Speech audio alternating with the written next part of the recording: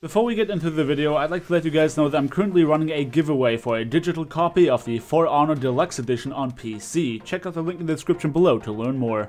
As much as Overwatch is incredibly popular, and that rightfully so. After all, it's a pretty well polished game and there's a lot to love about it. But even then, there are things that people absolutely hate about it, particularly when they just got started playing it. And that is exactly what we are going to count down today. My top 5 things new players hate in Overwatch based on my own experience and my friends' complaints at 3 in the morning when all I wanted to do was go to sleep. So without further ado, let's get right into it. Number 1 goes to team reliance / not being able to carry. It sure is a frustrating feeling, even for us veterans, to end up with losses even when we didn't do anything to warrant said loss. But as much as we wish that us playing really well was enough to win a match, that simply is not the case. Overwatch is a game that so heavily relies on your entire team to work well together as a whole that it becomes inevitable to end up with losses that are not exactly your fault. Particularly for players with shooter backgrounds, that is extremely annoying. There are plenty of games out there that only have you look and care about your own performance, and as long as you're doing well, that's good enough for you to win. This level of independence isn't only something that gives you a certain level of peace of mind, but it also makes you feel powerful and skillful, knowing that your performance in particular just caused you to win. For a new player to lose repeatedly in Overwatch, even when they felt like they were doing fine, can be an incredibly confusing thing. I mean, if you do something well, you sure would like to be rewarded for it in some way. Where previously them mowing down enemies aplenty was good enough, now they wonder asking,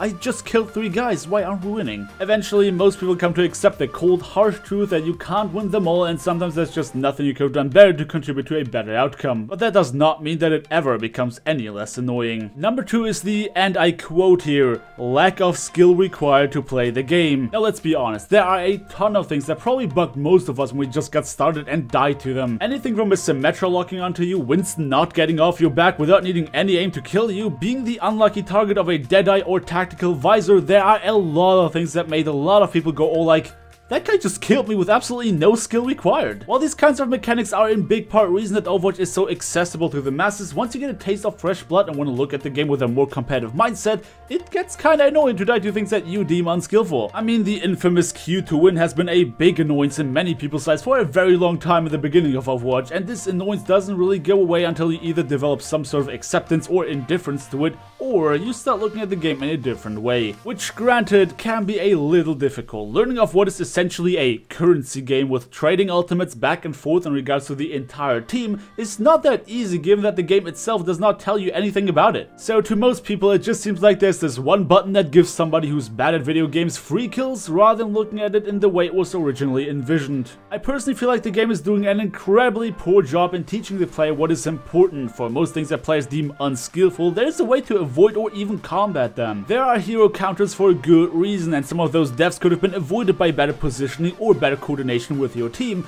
but again, it's a darn shame that the game does not bother telling us any of that.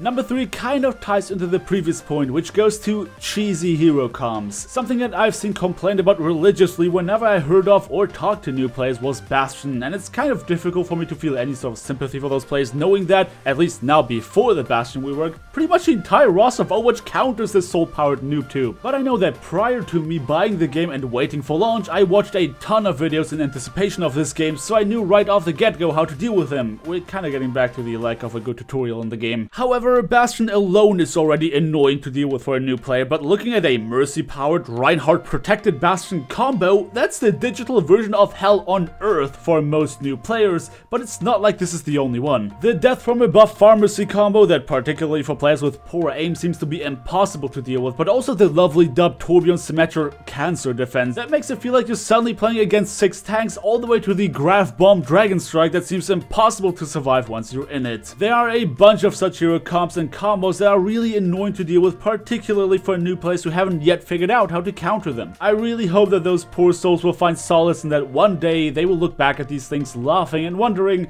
how did I ever complain about this being an issue? But until then, keep on soldiers, I promise it will get better eventually.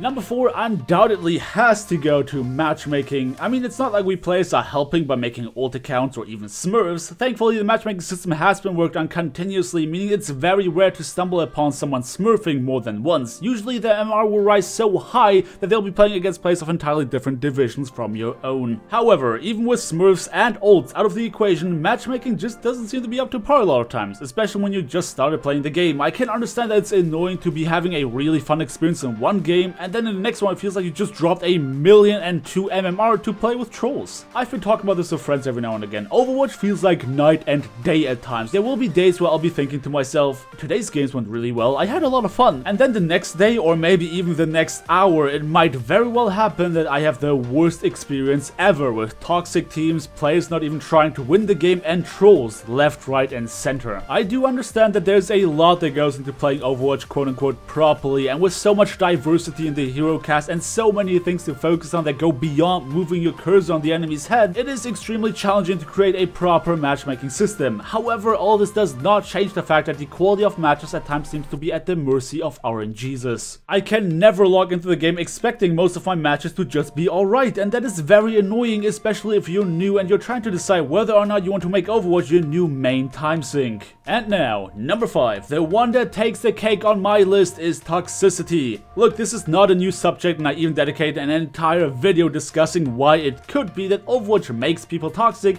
or why it is perceived as such. So if you want the full experience, I'll be leaving the link to that video down in the description below. However, what we all have to keep in mind is that Overwatch is a massive, and I mean massive commercial success with an absolutely enormous player base. It is absolutely inevitable to face toxicity in a game as popular as that. But one thing that could have been avoided in big part is toxicity based on a lack of knowledge. The amount of times people will get into arguments over hero choices, meta comps, and just arguing what is or isn't viable is ridiculous, and that is in big part because it's seemingly entirely left to Reddit to decide what is or isn't usable. Of course, I'm not saying that this will get rid of it entirely. The fact that there are so many heroes alone already begs the question of which are the best and worst, and people will pursue this type of mentality even with tutorials and explanations built into the game. At any rate, I still feel like the lack of a proper foundation of knowledge on essential mechanics in the game invites dispute more than it otherwise would. But those are only my own top 5. Now it's your turn. Think back to your entry experience, or did some of your friends just start playing Overwatch? What do they complain about the most? Let's talk about it down in the comment section below.